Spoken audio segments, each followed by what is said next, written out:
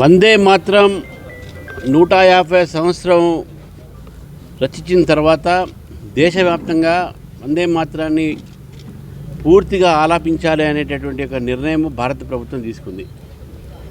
బంకిం చంద్ చటోపాధ్యాయ రాసినటువంటి ఒక వందే మాత్రంతోని ప్రేరితమై ఆ రోజు భారతదేశ స్వాతంత్రం కోసం అనేక మంది యువకులు స్వాతంత్ర ఒక యోధగా మారి స్వాతంత్ర ఒక రంగంలో దిగి పోరాటం చేసి ఈ దేశానికి స్వాతంత్రం తీసుకువచ్చినటువంటి ఒక నేపథ్యము వందే మాత్రం గేయం ఉంది.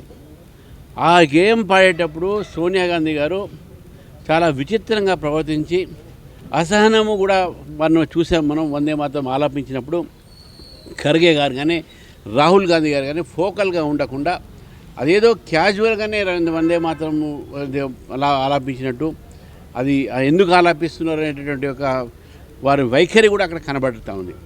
కాబట్టి ఇది ఒక దేశం ఒక జాతీయ గేయాన్ని వారు అవమానపరిచింది కాబట్టి దేశ ప్రజలకు వారు తప్పకుండా వారు క్షమాపణ చెప్పాలి. ఇది ఒక పాపం కింద మేము చూస్తాము. It is sin towards nation. ఇది ఒక పాపం, దేశ వ్యతిరేకంగా చేసినట్టు పాపము సోనియా గాంధీ గారు కాంగ్రెస్ నాయకులు చేశారు. క్షమాపణ చెప్పాల్సి ఉంది.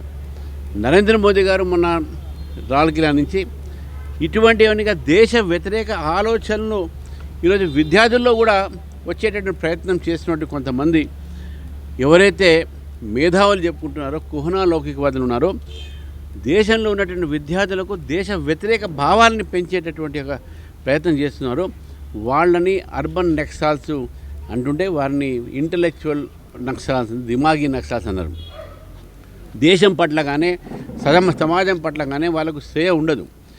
దేశం ఏమైనా పర్లేదు, మా ఒక దేశ విచ్ఛిన్నం కావాల్సి ఉందే మా ప్రకారం అనేది వారి యొక్క ఆలోచన. కాబట్టి ఈ అర్బన్ నక్సల్స్ ఏతున్నాయో ఇంటలెక్చువల్ నక్సల్స్ అడవిలో నక్సల్స్ లేరు.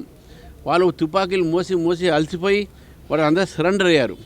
ఇప్పుడు వీరు బూజు పెట్టినటువంటి సిద్ధాంతాన్ని విద్యార్థులను రుద్ది ఈ దేశంలో జాతీయ భావం పెరగకుండా జాతీయ భావంకు వ్యతిరేకంగా దేశ విచ్చిన అఫ్జల్ గురు హమ్ షర్మిందా తేరే కాతిల్ జిందా అనేటటువంటి నినాదాలు ఇచ్చి టుకుడే గ్యాంగ్ యూనివర్సిటీలో ఈరోజు తయారు చేసి ఇటువంటి వీళ్ళని ఈ యొక్క సోకాల్డ్ మేధావి వర్గాన్ని ఈరోజు వాళ్ళని ఉద్దేశించి నరేంద్ర మోదీ మాట్లాడారు.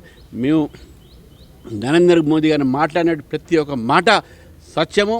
ఈరోజు అర్బన్ నక్సల్స్ కానీ ఇంటలెక్చువల్ సోకాల్డ్ నక్సల్స్ కానీ వీళ్ళందరినీ కూడా విద్యార్థులు దగ్గర రానియకుండా తరిమివేయాల్సిన అవసరం ఉందని చెప్పేసి కూడా నేను భావిస్తూ ఉన్నాను.